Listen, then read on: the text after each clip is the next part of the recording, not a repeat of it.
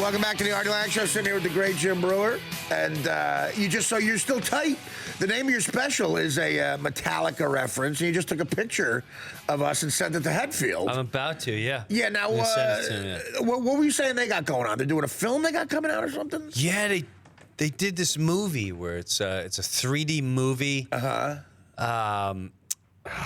don't know the name of it, but it's a scripted film. Really? Yeah, it's scripted and it's Lars, 3D. I always see Lars in interviews, and he always said how much you. It's funny listening to him talk. You do the perfect Lars. Yeah. He goes, "I want to penetrate the world of films." That's what he got. I think I want to be in their festival. He's got a movie tent where he introduces like actors to talk about the films and his favorite films and stuff. He's a movie buff, yeah.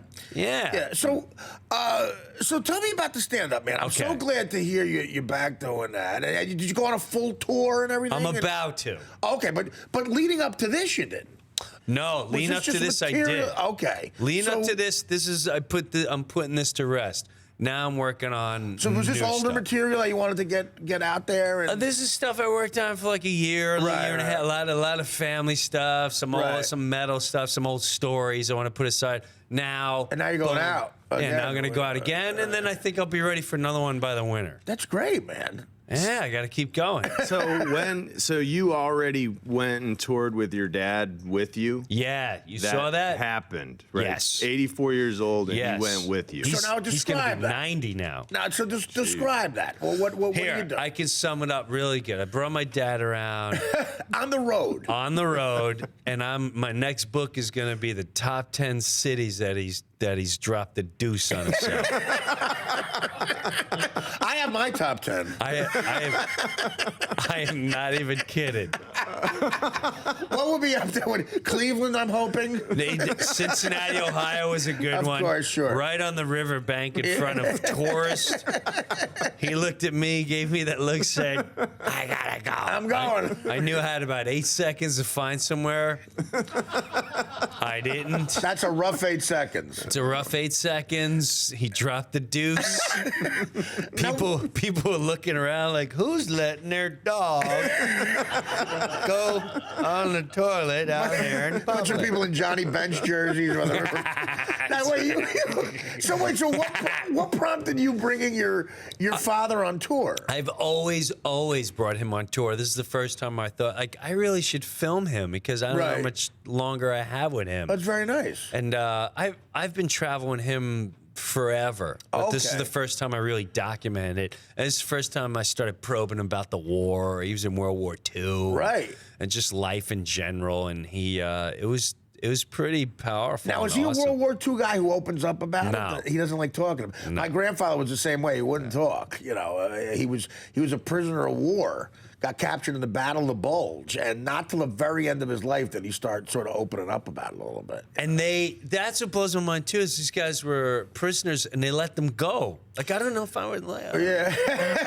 Well, they got liberated. They got liberated at the very end. My grandfather said he'll never forget this. A guy, all the Germans abandoned the camp because they were scared to death what the Allies were going to do with them. Right. So they just ran. So they were all just sitting around this prison camp by the Rhine River.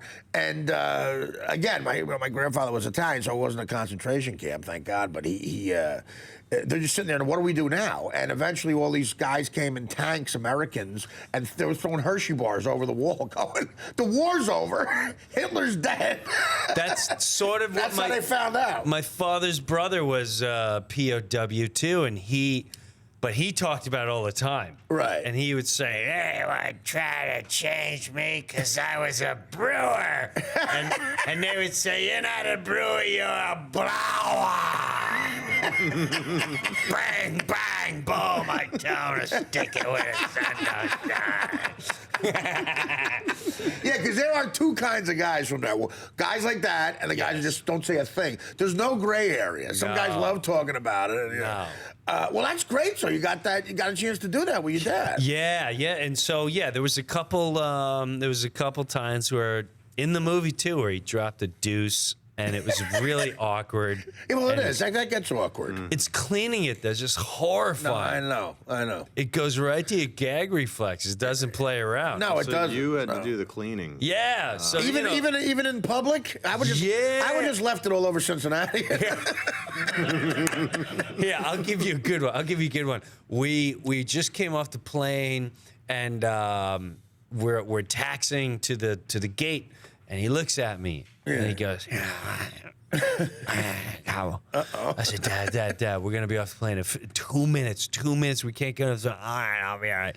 And then I could smell it. Oh no! So I'm looking around, man. I'm looking around, hoping there's a baby or something that I can put the attention to. We wait till we get off the plane. I clearly see what happened because he can't walk that good. So once he turns to sit on the wheelchair I got for him, I see what's going down. So now I'm not going to bring him in the public Newark airport. So I go to what then was the Continental President's Club. Of course. And I was like, that's very classy. I have a situation here. Right. She's like, you gotta bring part of the President's Club. I'm like, I got a presidential problem. We get in the stall, and I swear on my kids' lives, all I can imagine is what you heard in the outside, because thank God, I had a pair of sweatpants and underwear in my carry-on, because all the clothes are I gotta go to the gate and get them. I can't bring him like this. He's a mess. Soiled. Yes. Right. And so I'm trying to clean him, and then once it hits, so I'm in the stall, and all you hear is. No, I know. There's no avoiding that. No. So, people in their first class, like, do you have my lower? I pay good money to be part of this presidential club. I know, the presidential club jerk-offs you got to deal with. But you see, I give you so much credit, because so many people at this point in your life, you would use the road as a way to get away from all that. You're bringing it with you. Yeah, no, There's so much stuff you have to stress about on the road when you're a comic. Getting there, is this guy gonna be this? Is the guy gonna be a jerk who's running this?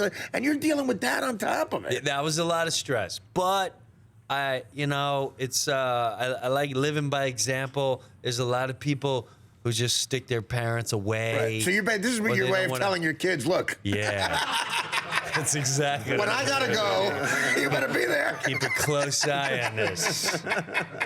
And he lives with us now. And it's it's like having a 200-pound 2-year-old baby. Right. So it's like you got to feed the baby, and he's not always, he doesn't know. Did he have a stroke? I show him No, he's got dementia. He's just old. Oh, he does. So every night he wants to, can I watch the Mets? I said, yeah, they're on tonight. I show him the 86 Mets every single night.